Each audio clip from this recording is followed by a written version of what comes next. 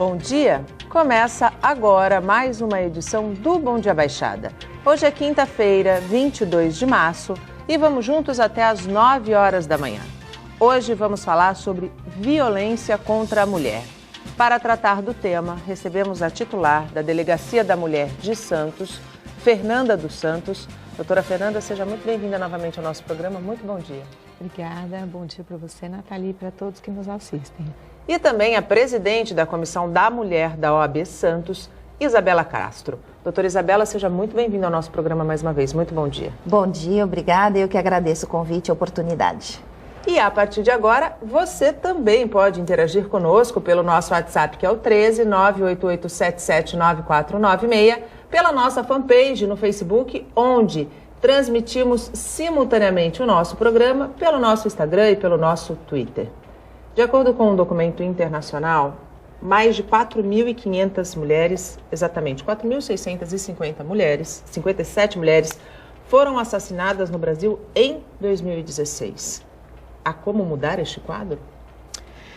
Então, Nathalie, a gente ainda tem uma situação alarmante de feminicídios, que são as mortes causadas, são os homicídios das mulheres. A gente tem esse número absurdo no Brasil, que dá uma média de 13 mulheres mortas por dia no nosso país. É o quinto maior país, número de violência, né, contra a mulher no mundo. Então, é um dado, assim, alarmante, é inaceitável que a gente tenha 13 mulheres mortas por dia. Infelizmente, a Lei Maria da Penha, ela trouxe muitos instrumentos que podem ajudar a mulher a evitar que isso aconteça, mas mesmo assim, uma das características do feminicídio é essa domesticalidade, ou seja, acontece dentro do ambiente doméstico. E por isso que a prevenção e a repressão são mais difíceis, né? Pela dificuldade de você conseguir prevenir dentro do âmbito doméstico a prática desse crime. Então, a lei, apesar de ter trazido grandes inovações e mecanismos que ela trouxe para evitar a prática não só do feminicídio, mas da violência contra a mulher, infelizmente esses números ainda estão muito altos. A gente pode dizer que apesar da conquista da Maria da Penha, a lei, as leis que existem e que poderiam favorecer as mulheres ainda não as protegem. Isso, a lei tem uma teoria muito boa, né? Tem toda ali uma conceituação ampla que é excelente. Infelizmente, a gente não consegue colocar tudo na prática. Há uma grande diferença, né, entre aquilo que está escrito e aquilo que a gente consegue aplicar. Até pela própria característica do crime, como disse a doutora Fernanda, como o crime normalmente está dentro de casa ou nas proximidades ali entre a família, entre as pessoas conhecidas, e aí gera esse mal-estar e muitas vezes aquela coisa, né, briga de marido e mulher, ninguém mete a colher, mas que está mudando, né, a gente até fala mete a colher sim. E né? tem que meter a colher, o garfo, a faca, né, porque Exatamente. Isso muitas vezes representa a vida de uma pessoa. E a cultura machista ainda predomina na nossa sociedade. Então, a gente precisa de muita educação, muito projeto social, muita conscientização de todos para ir mudando e até para que os próprios familiares, amigos, vizinhos realmente amparem e deem apoio nessa briga aí, evitando um assassinato, mal maior, né? Um mal maior. Doutora Fernanda, qual foi a importância da criação da lei do feminicídio em 2015? O que pode ser enquadrado como feminicídio? Então, Nathalie, em 2015 houve a promulgação dessa lei. Uma lei que era extremamente necessária, que não existia antes, mesmo com a Lei Maria da Penha de 2006. O que acontece? Essa foi uma qualificadora para o homicídio, ela é específica. Ela é uma qualificadora subjetiva, que foi colocada lá no inciso 6 do parágrafo 2º do artigo 121. Ela fala da prática do homicídio contra a mulher em razão da sua condição do sexo feminino. Então, o que acontece? É específico para aquele autor, pode ser um homem ou mulher do feminicídio, que pratica esse crime por ela ser mulher.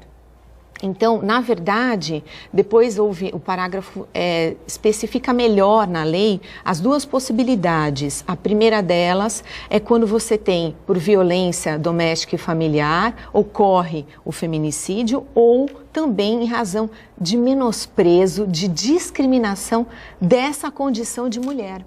Então, eu posso te dar um exemplo, por exemplo, de feminicídio que ocorreria no caso de 2 colegas de trabalho, saindo um pouquinho desse contexto de ambiente de violência doméstica, que todo mundo, acredito que já saiba. Conhece. O companheiro, o ex-companheiro, né? Também é considerado feminicídio, por exemplo, 2 colegas de trabalho. E que ela, a mulher, um homem e uma mulher, ela é promovida, ele não. E ele mata a colega porque ele não aceita que ela tenha sido promovida, uma mulher tenha sido promovida e ele, homem, não conseguir essa promoção e ele não aceita que ela vá ser superior hierárquica dele. Então, essa situação é uma situação de feminicídio também. Ainda existe muito esse preconceito que eu chamo e que eu avalio como um exacerbado, assim, homens que veem mulheres na posição de liderança e que acham que essa liderança não tem nada a acrescentar? Com certeza, com certeza. A gente vê que ainda há esse preconceito, mulheres ganhando menos, né? Cerca de 30% menos. Ontem ainda saiu uma reportagem grande, porque a Islândia lançou no início do ano, foi a grande matéria, que obrigando a equiparação salarial entre homens e mulheres. E o diferencial que ontem saiu, que eles evoluíram, é que é tipo uma inversão do ônus da prova, como a gente tem no direito do consumidor. Então, ao invés de você ter que provar que o seu colega está ganhando mais do que você, não. É o empregador que vai ter que provar que está pagando a mesma coisa diante de uma denúncia. Então, isso é um grande avanço, claro, um grande porque ficava difícil. Como é que eu vou pegar um olerite de um colega, vou conseguir comprovar essa questão? Hoje é o empregador que tem que se justificar. Então, o empregador vai ter que comprovar, inclusive tendo que enviar relatórios mensais da empresa, todas as empresas com mais de 250 funcionários, colocando todos os postos de trabalho e os valores que são pagos, né? Então, assim, já fica muito mais fácil de você controlar. Agora, as diferenças existem inclusive lá nos países escandinavos, tanto que tem essa necessidade de se colocar essa lei. Eu acho que quando a gente está falando em todas essas diferenças de gênero que decorrem, seja no salarial, na promoção hierárquica e tudo mais, isso tudo gera um desconforto, gera violência, porque a violência é um reflexo dessa falta de educação, dessa falta de equidade. Porque se a gente conseguisse enxergar todos de forma equânime e todos igual, a gente não teria tanta briga, não teria tantas rusgas. A gente está muito longe de conseguir isso no nosso país, né? Infelizmente, Nathalie, o que a gente percebe que são estereótipos existentes há muito tempo. São papéis que são pré-definidos já para o homem, para a mulher, e que as mulheres não conseguem modificar essa situação. Então, o homem ele se coloca numa situação de poder mesmo superior ao da mulher dentro do relacionamento. Então, o que a gente vê no dia a dia lá é um grande número de registro de ocorrências em razão, por exemplo, dos companheiros ou ex-companheiros não aceitarem o término dessa relação. Então, o que acontece? O homem, ele sente que a sua honra está manchada quando... E que a mulher é propriedade dele, é um objeto. Exatamente. Então, é muito complicado e isso traz para o nosso dia a dia, na delegacia, um número muito grande de registro de ocorrências, porque a partir dali ele começa a ameaçar, ele agride, porque ele não aceita. Se ela arruma uma outra pessoa, um outro companheiro, aí a coisa fica mais complicada ainda. Então, ainda temos esse estereótipo de papéis definidos muito presente na nossa sociedade, que a gente precisa exatamente dessa questão educacional, mudar essa mentalidade e trazer a igualdade bem mais presente para o nosso dia a dia. A senhora, senhora ou você, como você prefere? Por favor, você, fica à vontade. Doutora, você tocou num assunto, num ponto muito, muito importante. Muitas vezes, a mulher que está sendo vítima de violência registra 1, registra 2, até 3 boletins de ocorrência e não consegue uma medida protetiva, né? por que esses processos são tão demorados, às vezes? E eu vou fazer uma outra pergunta. O nosso judiciário ainda é machista? Muito machista?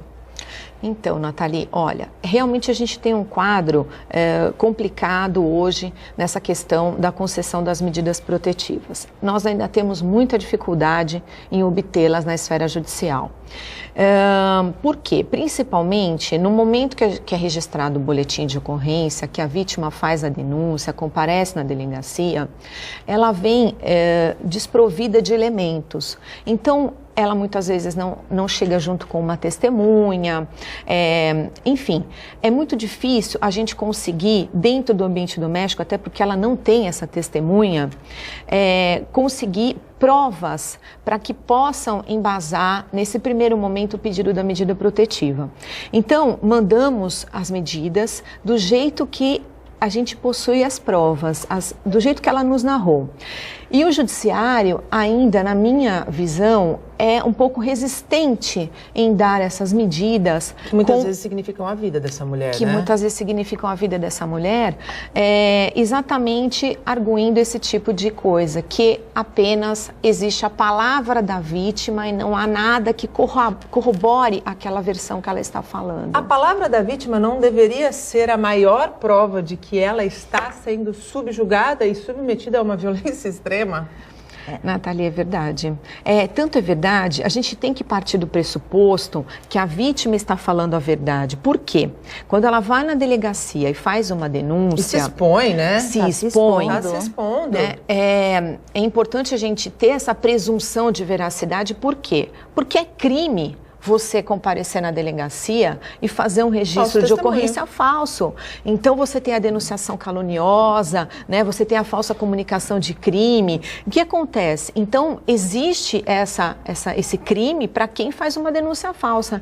Então, existe uma presunção do lado da mulher de que ela está realmente falando a verdade. Então, a partir desse ponto de vista, os juízes tinham que ser menos resistentes à concessão dessas medidas protetivas. Porque, com certeza, já é muito difícil para essa mulher romper a primeira barreira de tomar a iniciativa de ir lá na delegacia. Exato. Porque se ela já está sendo ameaçada, ela tem medo de chegar lá e de denunciar e de ele vir com uma retaliação sobre ela. Então, no momento que ela chega lá, ela tem que estar muito desesperada. Ela então, já foi para as medidas ela extremas. precisa de um acolhimento especial, né? Então, isso tudo gera... Se ela ainda chegar lá na delegacia e não for bem atendida e não for aceita a palavra dela... Uma frustração tremenda. E muitas vezes esse próprio marido já isola ela dentro de casa, faz com que ela não possa se relacionar ali na sociedade, no bairro, e isso dificulta que ela tenha uma testemunha para ir lá falar. E muitas vezes também ele, por ser violento, os vizinhos ou amigos também não querem ir lá depor, porque tem medo também dele. Então é muito difícil essa situação. Então é um caso onde a gente tem que partir dessa presunção de veracidade e tem que dar todo o apoio para ela. O judiciário teria que, dentro disso que a gente está falando e colocando, ser mais sensível, né, à situação. Nós temos uma pergunta no ponto, aliás, duas. Vamos colocar a primeira, por favor. É a Marina Esteves, de Praia Grande. Em qual região ocorre o maior índice de feminicídios e qual é o fato gerador do crime?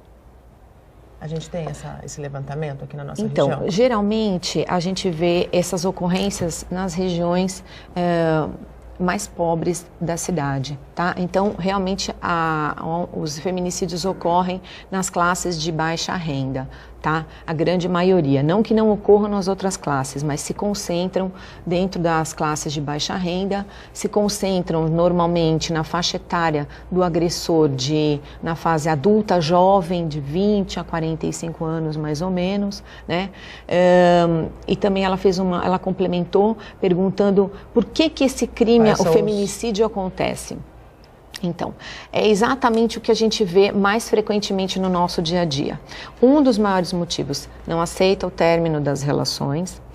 Outra questão que nós fazemos também muitos flagrantes nos nossos dias a dia e na situação deles sob o efeito de álcool ou de entorpecentes. Então, a gente sabe que quase 70% das agressões ocorrem sob o efeito de álcool ou de entorpecentes. Não que ele seja uma causa, mas... ele é o estopim. Exatamente. Existe outro fator desencadeante e ele acaba só provocando aquele momento de explosão, né, violenta. Então, eu acho que essas regiões são as que têm esse índice mais alto.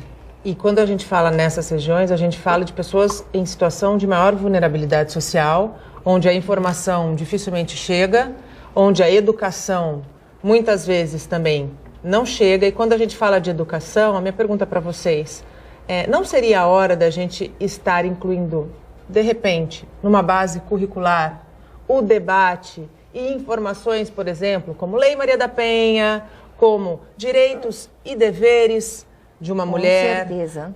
A gente não está passando da hora disso já? Isso.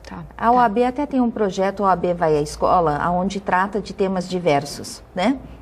Justamente para dar esse contexto social para os alunos, Código do Consumidor, Constituição Federal, Lei Maria da Penha, para que os alunos tenham esse contato. Agora, a par de essas ações objetivas que a OAB faz, por exemplo, deveria realmente já ter na grade escolar isso daí, porque são questões que são do convívio de todos. Sim. Então, não só a questão da Lei Maria da Penha, mas a questão dos debate direitos. De gênero também, todos. Né? E a gente vê que a questão da educação é tão importante porque eles não têm a conscientização de que eles estão cometendo um crime muitas vezes. Sim. Tanto que quando chega depois nos projetos de ressocialização, né, onde a gente tem o Respeito e Agora José e outros tantos programas que são feitos, o que as pessoas que participam, os psicólogos dizem, que o mais difícil é que o agressor entenda que ele cometeu um crime, que ele cometeu uma agressão, porque ele acha que ele não fez nada e que é uma injustiça, ele está sendo condenado. Porque isso é uma cultura na nossa sociedade, né? Exatamente. É uma cultura. Exatamente. Inclusive, Nathalie, é importante isso que a doutora colocou, porque ele realmente o agressor ele fica revoltado com a denúncia, revoltado. Muitas vezes no momento, principalmente da prisão em flagrante, que a gente comunica que ele está preso porque ele agrediu a sua companheira, a sua mãe, enfim, a pessoa com quem ele convive. E ele acha um absurdo. Ele acha um absurdo porque foi ela, realmente ele atribui a culpa. Foi ela que me tirou do sério. Então, a culpa é dela, nunca é dele. Ele não assume. Ela me tirou.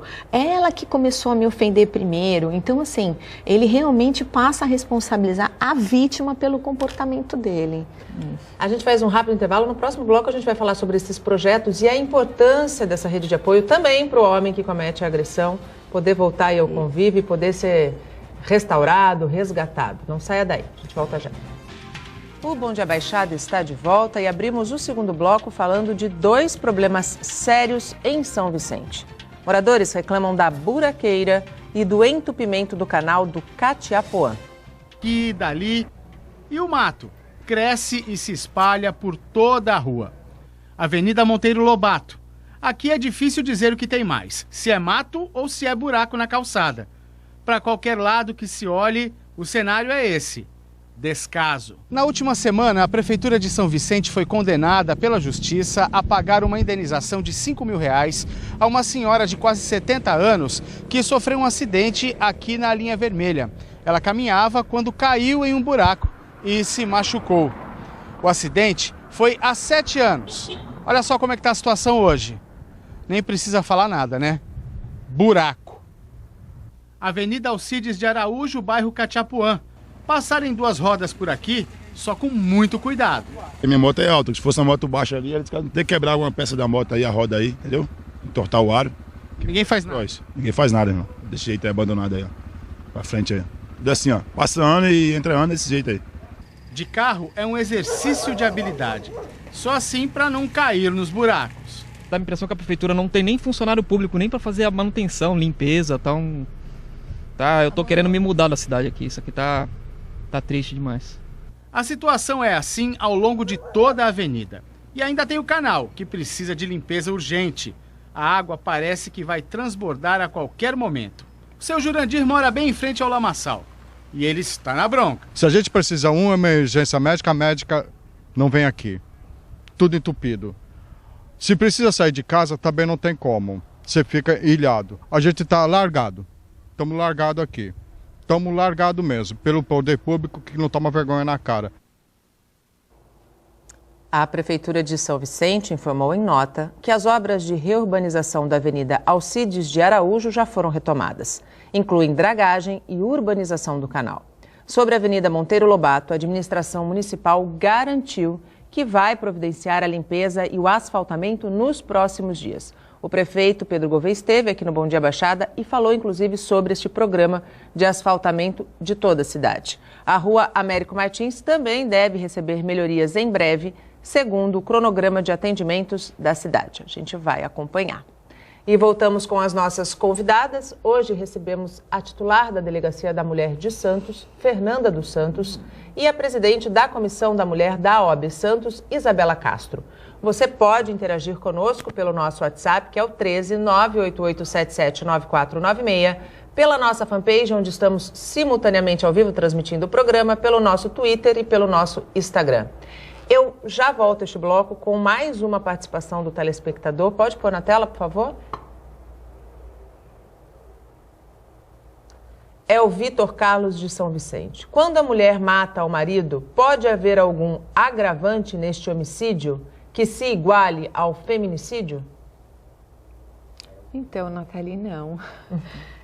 A qualificadora é específica para a morte de mulher em razão da condição de sexo feminino. Em razão do preconceito, né? Exatamente, em razão de todo o menosprezo e discriminação à condição de mulher. Se acontecer o contrário, a mulher que mata o marido, não haverá incidência dessa qualificadora. Pode haver incidência de outras qualificadoras subjetivas, como, por exemplo, um motivo torpe, um motivo fútil, né? Mas a qualificadora do feminicídio ou uma que se equipare a essa condição, não há previsão legal. Mas vale deixar claro para o telespectador que não é porque uma mulher mata o marido que ela não é responsabilizada, né, doutora? Sim, claro, ela vai ser responsabilizada, com certeza, como qualquer outra pessoa que cometa um assassinato, né? E vai ter, talvez, agravantes, como a doutora Fernanda já colocou aí. Mas o feminicídio é exclusivo da condição dela ser mulher. Até porque a lei foi feita diante da demanda, do número de casos, que é muito maior do que, eventualmente, a mulher matando o homem. A gente falou no bloco anterior sobre a questão da possibilidade, da necessidade da gente incluir dentro dos currículos na escola a discussão, né, sobre a temática. Mas no intervalo nós falávamos de uma outra questão que é tão importante quanto. Porque educação, a escola, ela é responsável, mas dentro de casa a gente aprende muita coisa, né? Como trabalhar com as famílias para que essa criança, que seja um menino, não cresça num ambiente onde ele ache que agredir mulheres ou que se sentir superior a mulheres, e isso acontece muito, não seja uma rotina comum. Como que a gente pode mudar isso? Até porque isso acontece muito. Começa na conscientização dessa mulher que é mãe. Eu sempre digo que nós todos temos relacionamento com alguma criança que está, ou porque é meu filho, meu sobrinho, meu afilhado. E eu tenho que ir ensinando, educando dentro de casa a que ele tem que respeitar. Toda mulher merece respeito, tem que ser tratada com dignidade, né? Com urbanidade, como todas as pessoas, aliás. E não é porque ele é homem que ele vale mais. Então, essa mãe, ela precisa demonstrar isso, porque tudo vem com exemplo. Não adianta só a gente falar se a gente não faz. Então, se essa criança já está sendo criada num lar que tem violência, ela assume isso como uma coisa natural. Então, precisa evitar essa violência já dentro dessa casa, a mãe falando para o filho que isso está errado, para que ele não repita esse comportamento, que é o que a gente vê muitas vezes, que isso daí é uma repetição que vem acontecendo, e até nas pequenas coisas. Eu fui surpreendida semana passada com uma moça muito jovem, e ela me dizendo que na casa dela, só ela e o irmão, ela era obrigada a arrumar as camas. E ela reclamava para a mãe, mas mãe, por que eu vou arrumar a cama minha e a do meu irmão? Ele arruma a dele. Não, você é mulher, você é obrigada a cuidar da casa. Uau! Então, que absurdo! Nós estamos falando isso no século XXI. Pessoa de alta escolaridade, uma família de bons conhecimentos, de bom acesso social, cultural. Então, Se essa mãe trata assim dentro de casa, esse filho ele vai exigir o que depois da mulher dele, dos filhos dele? Como é que ele foi criado? E, infelizmente, esse não é um exemplo isolado. Sim. Esse é um exemplo que se repete na maioria das casas. Então, você que é mãe, que é madrinha, que é tia, pensa bem, o que você está falando para essa criança que está do seu lado? O que você está ensinando para ela? Quais são os valores que você está colocando? Qual é o exemplo que você está dando? Até porque o adulto é o espelho da criança, né? É o espelho, Nathalie. E essa educação machista, ela realmente, ela começa dentro de casa. A escola, ela pode tentar corrigir um pouco. Sim. Então, por isso é importante esses projetos que levam essa educação para dentro da escola. Essa questão de colocação na grade curricular é importante. A gente percebe que a criança vai vendo aquele comportamento errado, ela repete. Aquele comportamento errado. E mais, a mãe, a própria mãe, ensina a criança, o menino desde pequeno, olha, você não vai lavar a louça, você não vai lavar a roupa, porque você é menino. É daí que a gente começa a ver que os problemas surgem, porque essa educação machista é a própria mulher que dá. A gente vê que o machismo ainda está entre as mulheres também, né? Faz parte da sociedade, está entre as mulheres. Semana passada nós tivemos um debate na OAB, semana passada não, dia 8, sobre a questão da propaganda e a posição da mulher, o desagravo ao feminismo, que é sempre importante a gente lembrar. Feminismo é igualdade de direitos entre homem e mulher e não sobreposição de gêneros, porque muitas vezes se leva aí, erroneamente a pensar que o feminismo vem junto com o machismo, que seria uma sobreposição, e não é isso. Então muitas mulheres ainda não acreditam e ainda não se sentem valorizadas o suficiente para entender que elas são merecedoras das mesmas qualidades, do mesmo respeito. Sim, você é. Quando perguntarem para você se você é feminista, sim, eu sou. Eu estou trabalhando, eu acredito em direitos iguais, igual de remuneração. E nisso você vai ensinar seus filhos a terem esse padrão, esse respeito, né?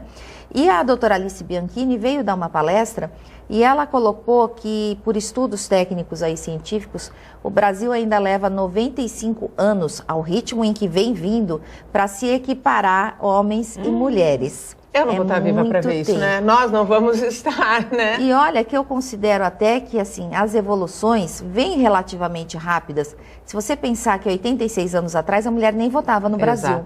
Então a mulher passou a votar no Brasil, depois ela passou a poder ter o seu CPF independente, a ser independente, não necessitar mais da autorização do marido para trabalhar, que ela precisava da autorização do marido para trabalhar. Ela era sempre a dependente do imposto de renda, né? Ela estava sempre ali como um acessório, ela nunca era independente. Então nós já avançamos muito nesse sentido. E mesmo considerando todos esses avanços, a gente ainda tem mais aí 95 anos pela frente para chegar em igualdade. No que hoje a Islândia já está discutindo, né? Já está discutindo. Então, olha como é importante você, dentro de casa, tá já colaborando com esse movimento, ensinando para as crianças que estão próximas a você que mulher e homem, sim, merecem o mesmo respeito, a mesma dignidade. Trabalhar a ressocialização, trabalhar a restauração desse homem agressor é importante? Sem dúvida, Nathalie. Sabe por quê? Muitas vezes o episódio de violência que culmina com o registro do boletim de ocorrência, ele não é o primeiro. Então, normalmente as agressões elas começam pequenas, com ofensas, com ameaças, e aí elas vão culminar numa agressão física. E em seguida a gente pode pensar até num feminicídio. O que acontece? E muitas vezes, além dessa progressão das agressões, o que acontece? O agressor sai eventualmente desse relacionamento, começa outro relacionamento e pratica o mesmo tipo de conduta. Repete o ato. Então, é indispensável o tratamento desse agressor. Por quê? Não só num primeiro momento, quando ocorrer o primeiro sinal de violência, por mais que ele seja muito insignificativa, a mulher nem perceba, a gente já reproduzir essa informação numa delegacia para poder haver uma punição. E também é importantíssimo essa questão do tratamento para que em outros relacionamentos ele não venha a repetir essa conduta. E não faça uma outra mulher vítima dessa violência. Né? Exatamente, essa questão da repetição é importantíssima. Aí a gente tem vários estudos científicos que já comprovam que realmente esse agressor, ele rompeu aquele relacionamento, ele sofreu uma punição e assim que ele cumpriu essa punição, ele está de volta na rua e ele está fazendo a mesma coisa com uma nova mulher, com uma nova família. Então, se a gente não romper isso, esse ciclo vai se perpetuar. Ele vai sempre continuar com esse comportamento, vai ensinar o filho dele que isso é o correto e assim nós caminhamos e fica difícil de mudar. Então, a ressocialização é esse tratamento psicológico, esse amparo, onde ele, em primeiro lugar, ele vai passar a entender, ter a consciência de que o que ele fez está errado. Esse é o primeiro passo e que é muito importante e dizem muito difícil de ser ultrapassado. Esse homem, ele está aberto para ser tratado? Então, Nathalie, na verdade a gente tem um projeto já, a Polícia Civil, no município de Cubatão, nesse sentido. A doutora Mayla, que é a delegada titular lá da DDM de Cubatão, ela trouxe esse projeto e ela está implementando lá em Cubatão o tratamento dos agressores, enfim, com palestras, um acompanhamento psicológico.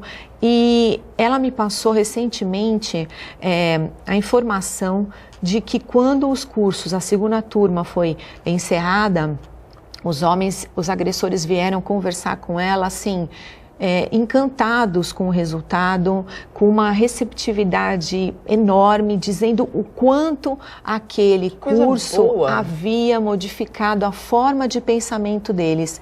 Então, eu achei assim fantástica a ideia. A gente está querendo trazer esse projeto para Santos também, excelente. Porque esse feedback que ela trouxe, bem recente, do curso, das palestras, foi fantástico. Porque não adianta ter o curso, ter um projeto e o homem não está pronto, aberto para receber isso, né? E não ir, porque normalmente ele só vai quando ele é obrigado a ir. Exatamente. Então, na verdade, ele vai participar desse curso como uma atenuante da pena que foi imposta a ele. Então, aí ele se sujeita. Se não houver uma obrigatoriedade, ele não vai participar. Então, é necessário que realmente o poder público venha com essa imposição. Agora, é muito difícil, porque nós precisamos organizar o curso, ter toda uma infraestrutura, ter profissionais gabaritados para poder falar, para poder lidar com esse agressor. Tudo é muito específico, né? Não é uma coisa assim simples, porque senão nós não vamos obter os resultados que a gente deseja. E esse agressor, então, ele vai contrário, muito contrário.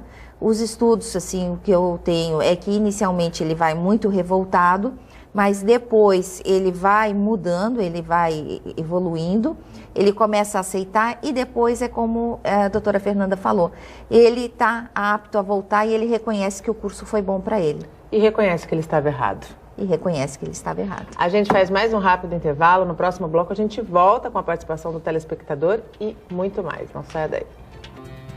O Bom Dia Baixada está de volta e chegamos ao último bloco. Hoje recebemos a titular da Delegacia da Mulher de Santos, Fernanda dos Santos, e a presidente da Comissão da Mulher da OAB Santos, Isabela Castro. Ainda dá tempo de você interagir conosco pelo nosso WhatsApp, pela nossa fanpage, onde estamos simultaneamente ao vivo, e pelo nosso Instagram e o nosso Twitter. Eu já abro este bloco, dando novamente espaço para o telespectador. Pode pôr na tela a pergunta, por favor? É a Alessandra Soares.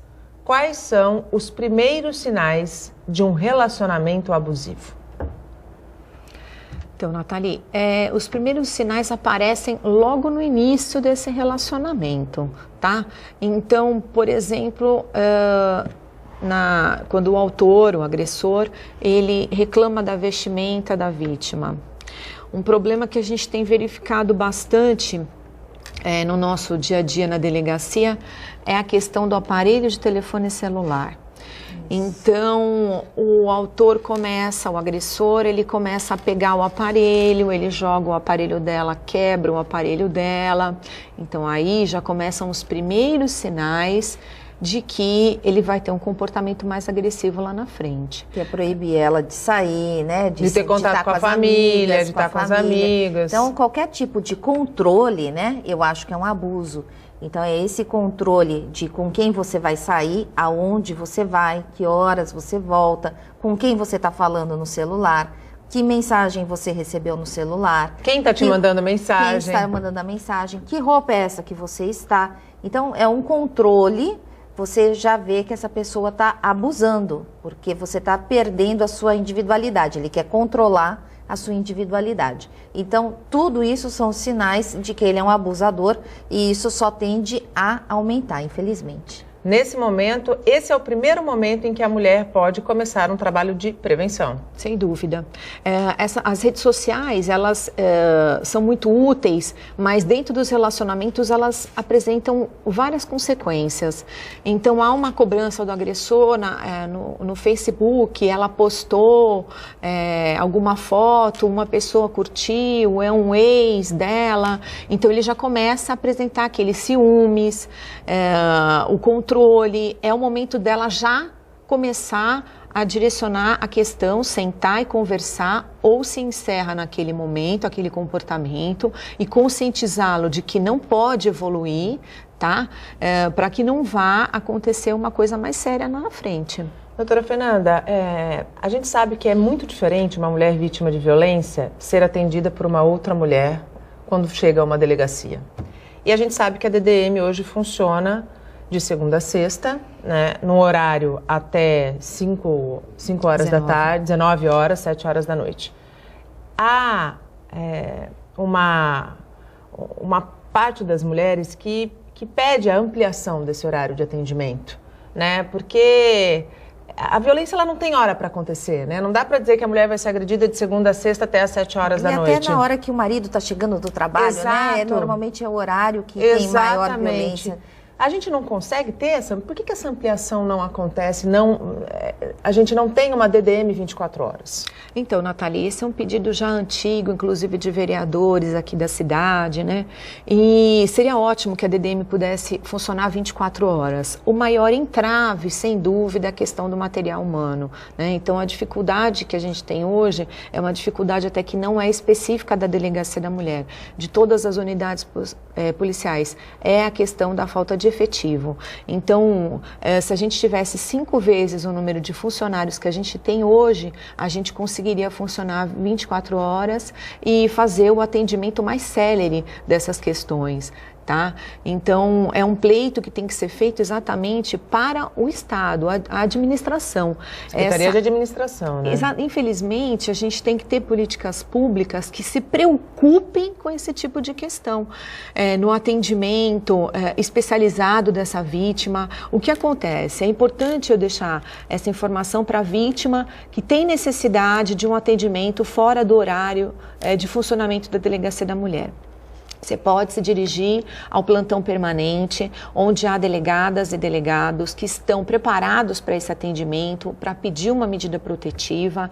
E eu vou deixar mais ainda essa orientação de que ela pode solicitar a presença de uma mulher. Atendimento de uma mulher. Então, uma policial do sexo feminino. Então, ela chegou no plantão, precisa ser atendida, está desconfortável para falar com um policial do sexo masculino, não tem problema. Só ela pedir, por favor, teria alguma policial que pudesse, do sexo feminino, que pudesse me atender? Com certeza será atendida. Há esta mulher? Sim. A grande maioria dos plantões, todos os plantões hoje funcionam com uma policial feminina na equipe.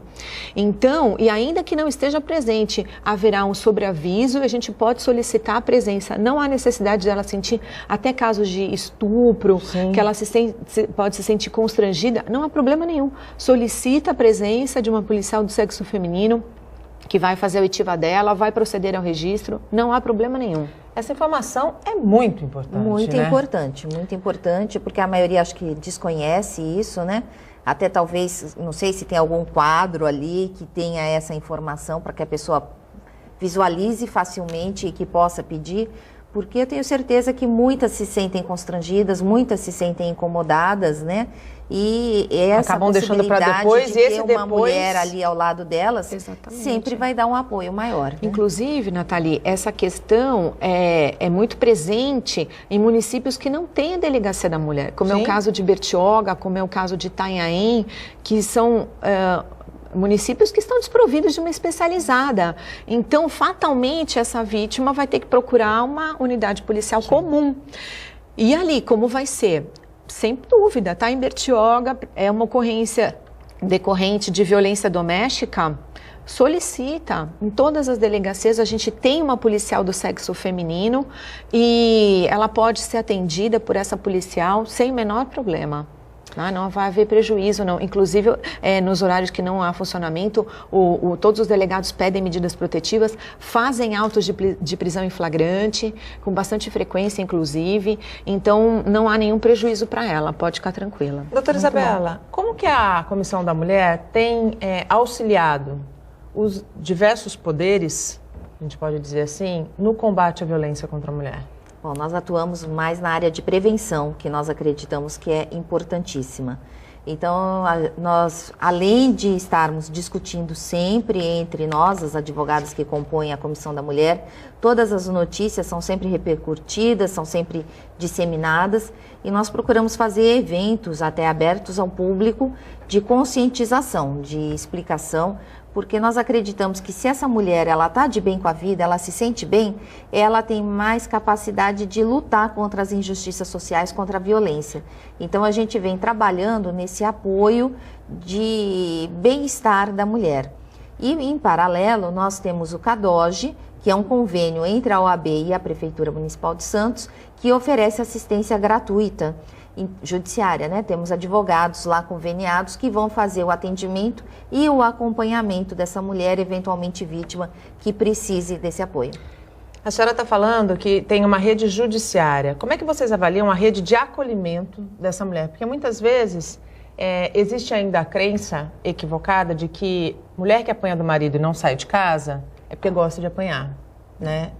Só que muitas vezes a situação é que ela não tem para onde ir. Ela não tem para onde ir. Ela não tem família, ou de repente a família também não aprova o fim desse relacionamento e ela fica desassistida. Como é essa rede de acolhimento na nossa região? Então, Nathalie, Santos é uma cidade privilegiada. Né? É a cidade da Baixada mais estruturada para esse acolhimento. Então, após o registro do boletim de ocorrência, essa mulher vítima, ela pode ser abrigada. Então, nós temos aqui em Santos o abrigo para vítimas de violência doméstica e é um abrigo diferenciado, onde ela pode ir com os filhos, ela pode passar 3 ou 4 meses e ela vai, durante esse período, ficar totalmente segura. Por quê? O endereço é sigiloso. Nem eu mesma sei onde fica o abrigo. Então, isso é uma garantia de que esse agressor não vai saber onde ela está. Então, essa dificuldade inicial de sair de casa por não ter para onde ir, ela pode ter certeza que vai ter um abrigo para acolhê-la. Além disso, tem a Casa das Anas também, enfim. Santos, a cidade tem uma estrutura diferenciada para poder atender. A vítima também, que faz o registro do boletim de ocorrência, ela pode passar por acompanhamento psicológico no CREAS. Então, e as vítimas mais especificamente de abuso sexual ainda tem a possibilidade de acompanhamento pelo PAIVAS. Então, o que acontece? Só depende de uma iniciativa dela, de romper essa situação. Muitas vezes ela não sai desse círculo vicioso que ela está porque ela tem medo. Segundo, porque ela se preocupa com os filhos. E tem a questão da dependência econômica. Então, o importante, ela tem a segurança de que ela pode buscar na delegacia, fazer o registro e em seguida ela vai receber as orientações e encaminhamentos. Para o abrigo, se houver necessidade, para um acompanhamento psicológico, enfim. Aí a gente vai dar toda a orientação para ela lá na delegacia. É importante destacar, como a senhora já falou, que a casa-abrigo permite que a mulher leve os filhos, porque muitas vezes ela não quer sair e ir para uma casa-abrigo, porque ela imagina que ela tem que ir sozinha e ela não quer deixar as crianças com aquele homem que ela sabe que é violento, né? Então, mas Quando há realmente essa vulnerabilidade, quando há esse problema, e isso é para a pessoa de qualquer nível social, né? Nós não estamos falando aí para pessoas humildes apenas. E a pessoa sente essa necessidade dessa proteção, ela pode procurar o serviço de assistência, que ela vai ser encaminhada para essa casa-abrigo. A Câmara dos Deputados aprovou essa semana o projeto que cria a Política Nacional de Informações Estatísticas de Violência contra a Mulher. Qual é a importância dessa ferramenta e desse mecanismo quando a gente fala de combate à violência? É muito importante, porque toda a política é feita em cima de números, né? Então a gente precisa justificar a necessidade das medidas mostrando os números e a realidade. Porque embora a gente já tenha essa sensação, a gente tenha a gente sabe da necessidade, sabe da ocorrência da violência, mas não tendo os números, fica difícil de justificar um pedido formal de determinação de verba, né, de aplicação dessas medidas. Então, se eu tenho tudo isso justificado, cientificamente, comprovadamente, eu consigo embasar um pedido muito melhor e tenho mais chances de ter sucesso nisso.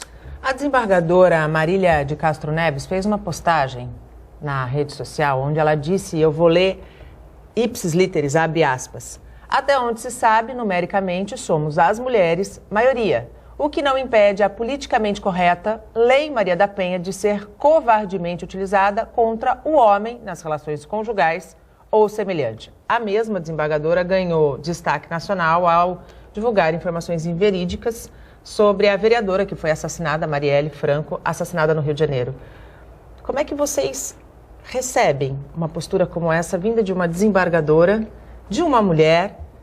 E aí a gente, eu acho que volta ao começo do nosso programa, quando a gente fala que a cultura machista está dentro da mulher ainda. Então aí eu vou me reportar ao evento que nós fizemos no dia 8 na OAB, onde a Arminda Augusto, aqui da jornal A Tribuna, ela nos revelou que todas as vezes que eles publicam uma matéria, eles têm um espaço para receber comentários. E que a maioria dos comentários, quando nós estamos discutindo algum evento assim machista, vem reforçando esse comportamento machista, apoiando, e é de mulheres.